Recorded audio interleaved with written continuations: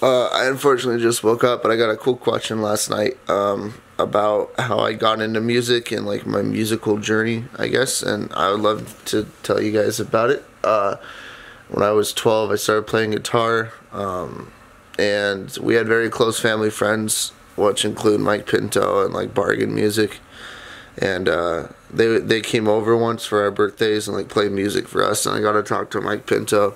I was like 13, and he talked about like his music writing process and like his lifestyle, and I just remember growing up with the idea that even if you're not making the most money off music, if you're able to do it for a living, and that's like the coolest fucking thing.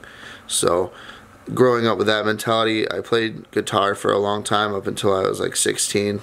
When I was 14, I went to a bluegrass music festival, and this is where I really knew what I wanted to, like it confirmed that I wanted to do music. I went to a bluegrass music festival in Bakersfield, California with my family, and there was like all these jam circles late at night and shit, and I just remember like walking around, and I found this guy to jam with, and he was a mandolin player, and he was actually one of the main acts in the festival. He was like at the top of the bill.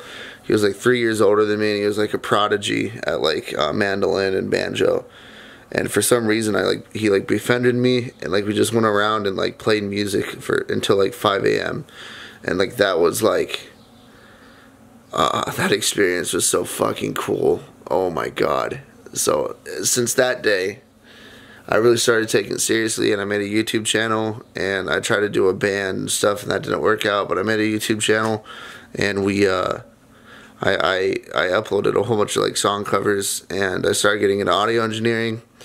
And then when I was like 16 or 17, I watched a Beardy Man video, and I just kind of remember feeling like, you know, the singing was going nowhere, and like the music I was doing wasn't doing anything for me. So I watched that Beardy Man video, and it completely changed my perspective on music, because I was like, holy shit. Like, you know, I didn't have the most money, so I wanted to be able to produce. And I was trying to like DJ and like trying to get into that, and watching that Beardy Man video made me realize I can do it myself with my voice. So I started beatboxing, and then I kind of quit singing around the age of like 19, and I wish I didn't do that like a lot. I wish I kept on singing and playing guitar, then like kind of playing, you know, kind of beatboxing. I wish I didn't take beatboxing as seriously as I did in terms of like wanting to be competitive with it and stuff. It was stupid. I think beatboxing is super toxic when you're trying to be competitive. There's no use. It doesn't gain you anything.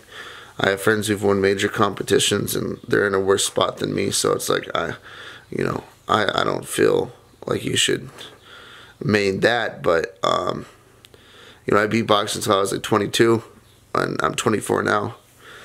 And that's when I started the Uber Beatbox series, and you know, that Uber Beatbox was my first real like taste of success, because between 19 and 22 I was beatbox battling, and I was traveling, and I was street performing and sleeping in my car and like at friends' houses, and I was just, you know, going up and down the California coast doing that.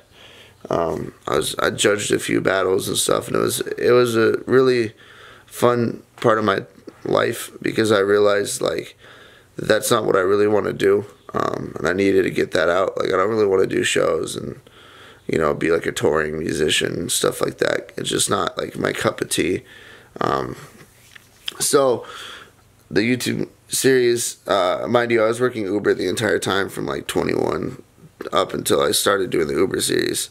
So when I got done doing the first Uber video, I kind of was working in a dispensary trimming weed for like 5 months after the first video, and then I kind of saw YouTube as like something possible to do in 2017.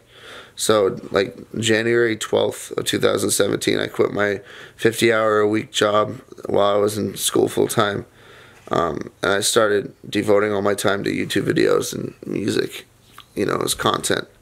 And that's where we are now. So that's my musical journey. So Patreon.com/Mr. Mumbles.